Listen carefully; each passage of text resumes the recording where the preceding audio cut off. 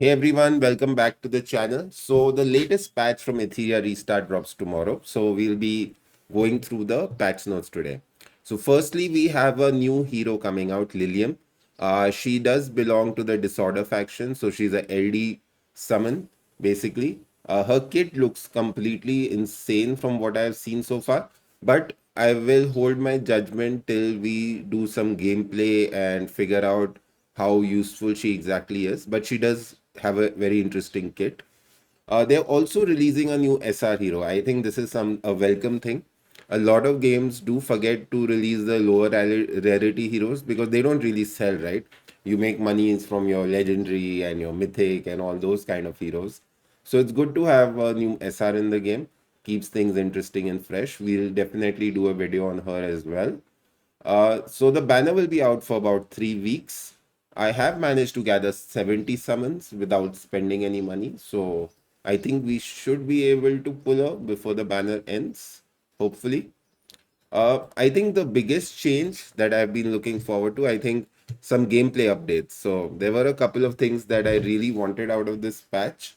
Otherwise, I would seriously be contemplating whether I continue the game or not. Let's see if this patch kind of lives up to that.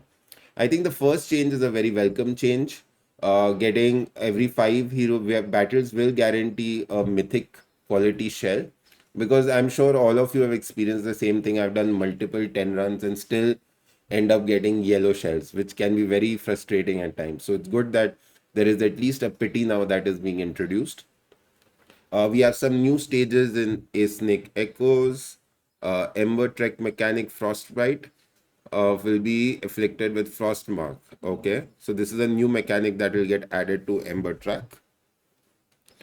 Summit Arena starts off on 30th, that is tomorrow, for us on the global server, and 31st on EU and Asia server. I think okay, so this is a feature that I think will make PvP a lot more fun for everyone. Like I have not been doing a lot of PvP simply for the fact that who will sit and keep re-gearing and then something gets broken in your PvE teams and then you have to fix that. It just feels like a lot of waste of time. So now what they're doing basically is that there will be a dedicated system for the arena mode. So whenever you are in the arena realm, whatever gear changes you're doing, it will not affect your PvE builds for that character. So this means your auto farming teams can keep going and you can keep making changes in your arena gear. This is a very big change and definitely fixes a lot of issues that I have with this game. There are a lot of issue fixes. I will not get into that. Let's get into the big one, the seasonal balance adjustments. Now, let's see what they have done. So, firstly, they have not nerfed any heroes. So, they're definitely staying away from nerfing heroes, but they have made some adjustments to the animuses. So, the first one, Hellkid. Hellkid base speed is increased by 6, which I think makes him pretty good. Because the thing with Hellkid is that you do want him to be fast, still have a lot of attack and crit rate. So getting that 6 extra speed, I think, is big. Also, his damage goes up. Sorry, his shroud barrier from 240% of attack to 300%. So the shield will be much bigger. So definitely for a go second kind of team, Hellkid I think will be strong this season. They've buffed Holden, which comes as a surprise. Holden in PvP is already pretty good. And now what they've done is basically on his skill 1, given him extra damage based on his defense and increased chance to inflict defense down by 5%, so up to 25% now.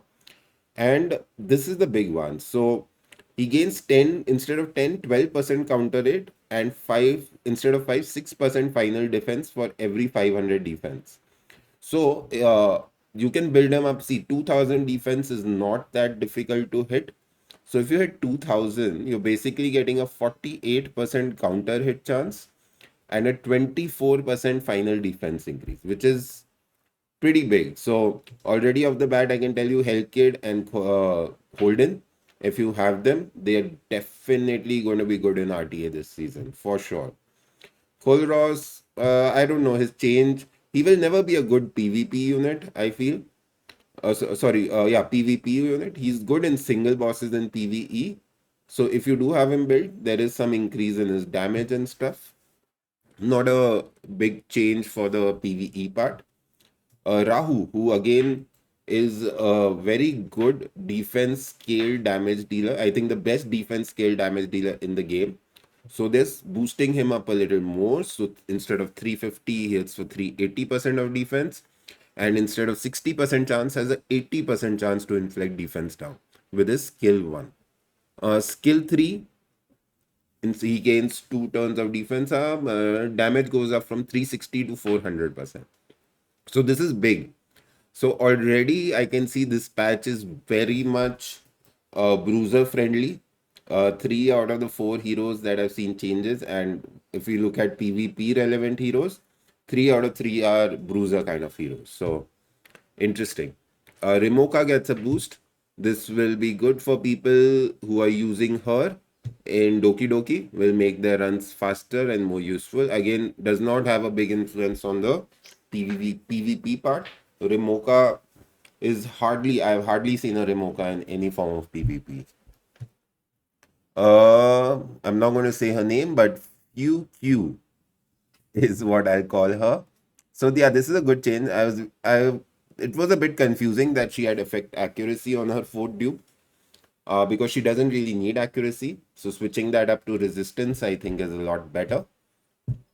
Aboro gets a little extra attack.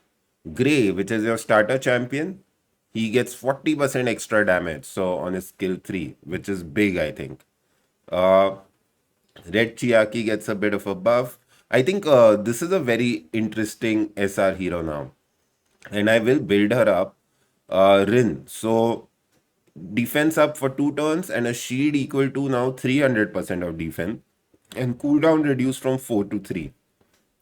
So definitely makes her a viable SR, but requires testing. I haven't really used her much, but I think I might build her up to just test her out now after these adjustments. Tusimo gets extra hit damage, not anything big. Marvel, this is now, he's going back to his original from 5. He was initially at 4 turns on his skill 3, got nerfed to 5 turns, now is back to 4 turns.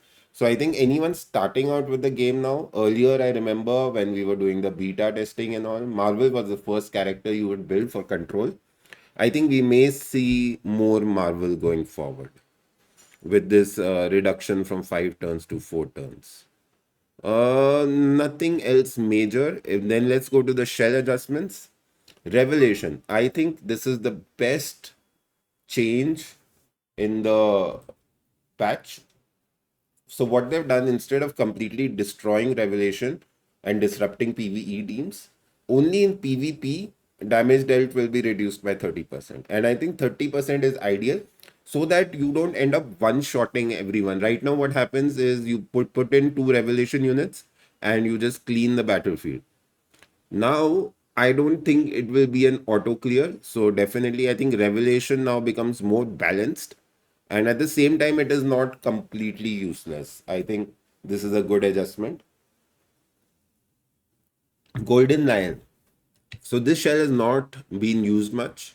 So what this will be doing is when you use skill 1, final damage by instead of 5 to 8% and effect accuracy instead of 7 to 15%. So this can stack up to 75% accuracy and 40% damage. I think this could be now interesting on a hero like Viper, who needs accuracy and at the same time can deal damage.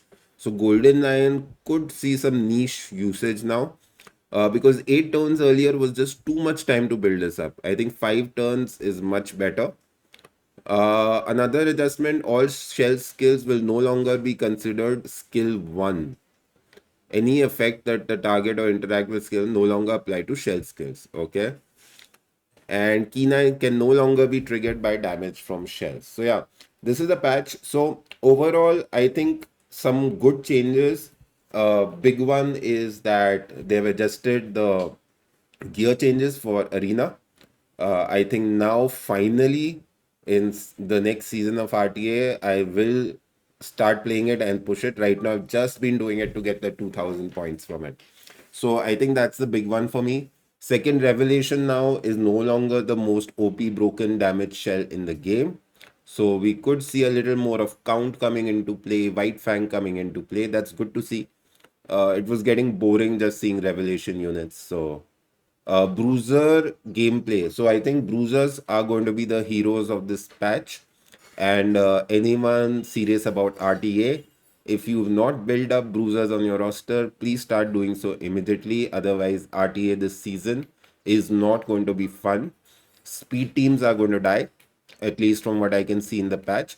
They will still, obviously, there will be certain players in the game who will be able to pull out, but bruiser play now seems to be the way to go, the easy way to go, to gain points and climb on the ranking board.